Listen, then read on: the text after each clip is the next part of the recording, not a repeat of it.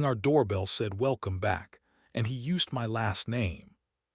The doorbell didn't ring, it welcomed. A bright banner slid over my phone like a smile that knew too much. Welcome back, Bloom residents. Under it, a thumbnail from our camera, our hallway, our mat, our door slightly ajar as if practicing permission. The time stamp felt smug. I was in the kitchen with a fork in the last square of lasagna I'd been pretending to save for Naomi. She was at the center late, panel, donors, a quick drink, don't wait up, the kind of algebra we've been solving since spring. I tapped the thumbnail.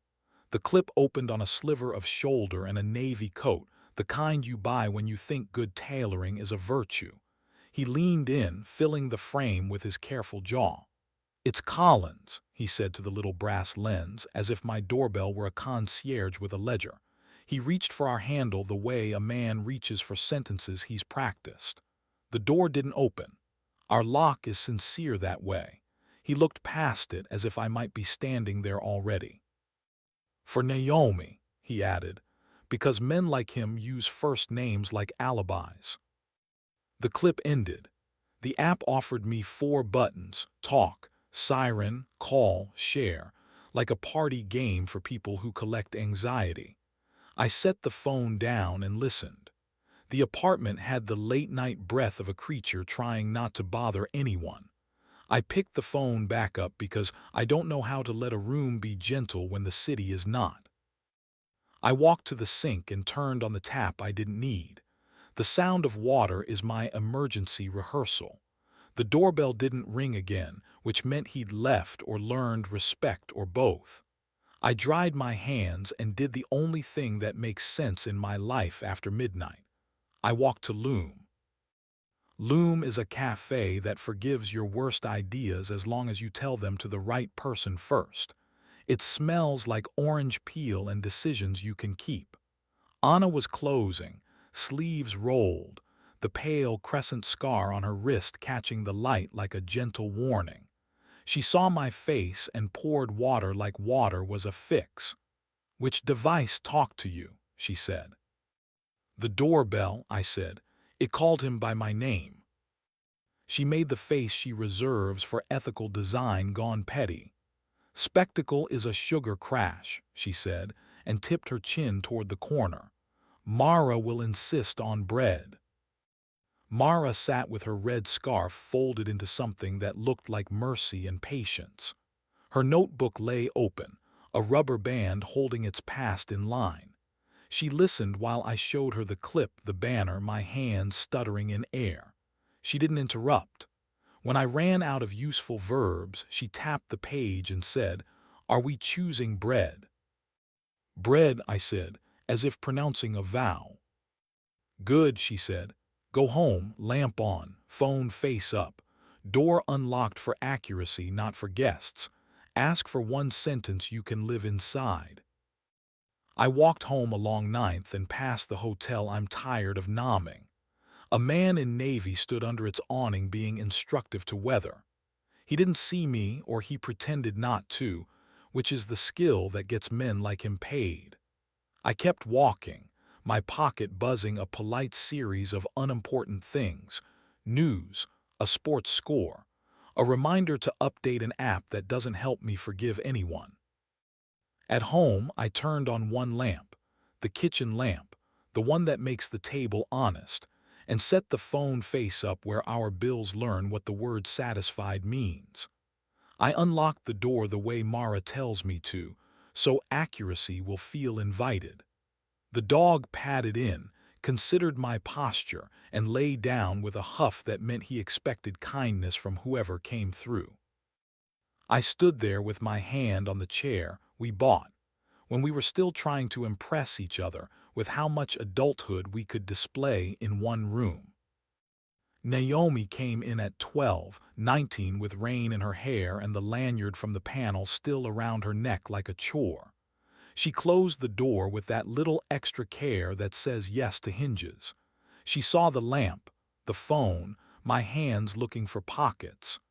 "The doorbell spoke," she said, which is a full sentence in our marriage. "It welcomed him," I said.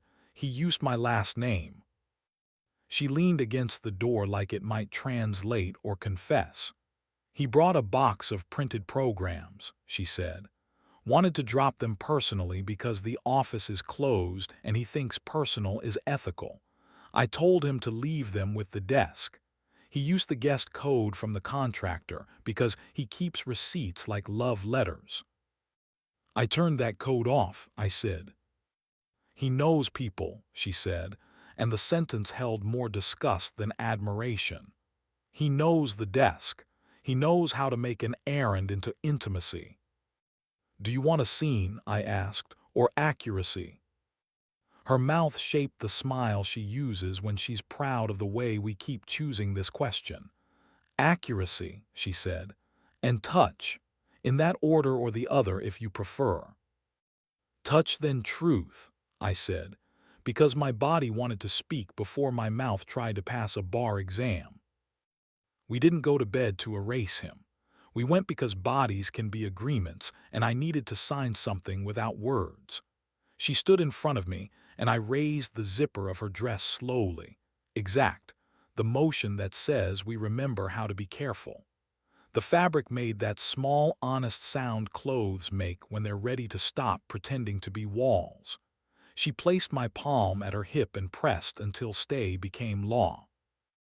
I kissed the hinge of her jaw where certainty keeps breathing, and she said my name in the version that means keep. We asked our little questions, here, slower, more, and answered with breath. We laughed once because a sleeve staged a tantrum and she rescued me with her teeth. Heat arrived like tide. We met it where we'd agreed to, surprised anyway. When we came apart together, the room looked proud again, as if it could see its own job description. After, the ceiling remembered restraint, and the house did its small, noble thing with warmth. Naomi put her cheek on my chest and traced a small circle over the spot where my worst ideas nap. "He wanted to be inevitable," she said. "He wanted my mouth to say welcome like the doorbell did, and then he wanted to call it forgiveness." "What did you say?" I asked. "I said drop the box and go," she said. "I said that sentence twice. He tried the word urgent like he was an EMT with a stapler. I said no. He said I was cruel for having wanted him enough to require a no. I hated that he wasn't wrong about the needing. I still said no. Then I texted the desk to change the guest code. I should have when the contractor left. It's my laziness that did the inviting. I don't get to pretend it was fate." "Are you asking me to hold some guilt?" I said. "I can hold some if it's the useful kind." "I'm asking you to stand in the kitchen while I say the whole thing," she said, "so I don't make a smaller story and then spend Thursday pretending not to regret it." We got up. Bread, not sugar. We went back to the lamp and the table and the phone face up.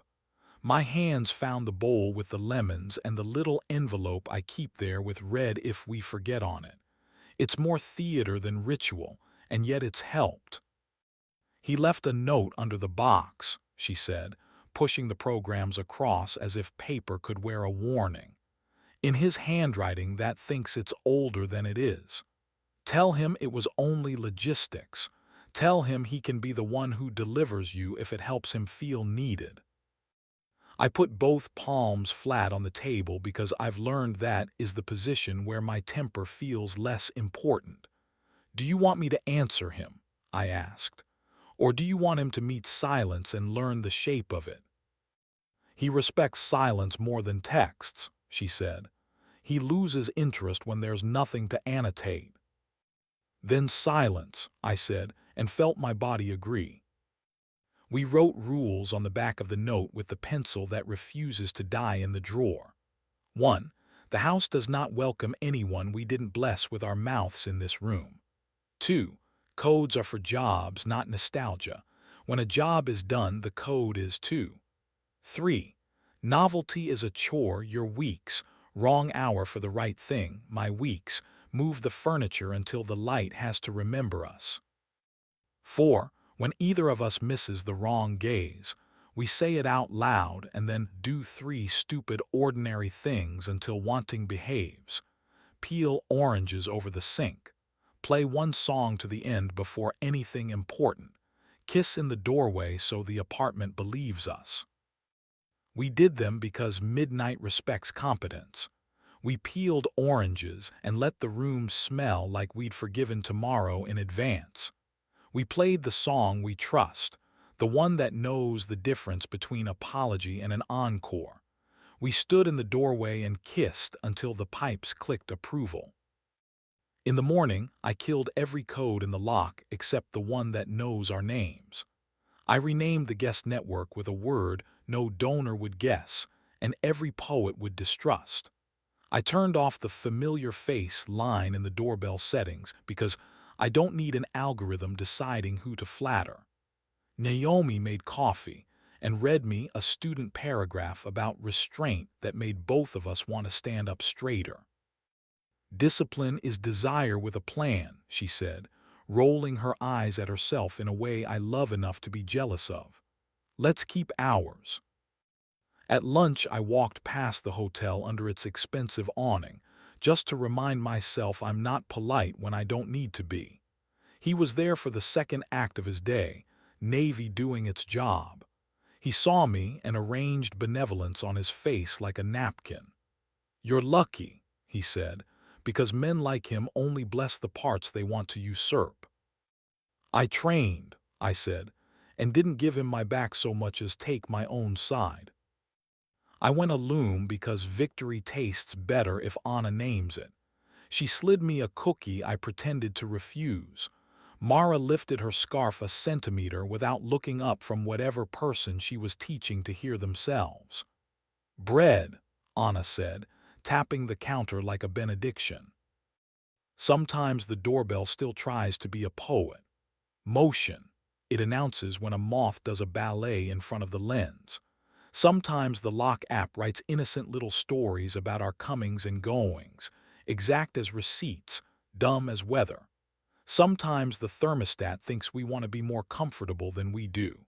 We put the device on the table and ask for one sentence and give each other one we can live inside. It keeps working until it doesn't, and then we adjust our lighting. On a Wednesday, the world tried to make complicated. Naomi texted me a photo of our hallway rug with the caption, "Correct welcome." The dog's paws were in it, slightly muddy, proud. I sent back a photo of the lanyard from the panel under our whale magnet and the caption, "Wrong necklace."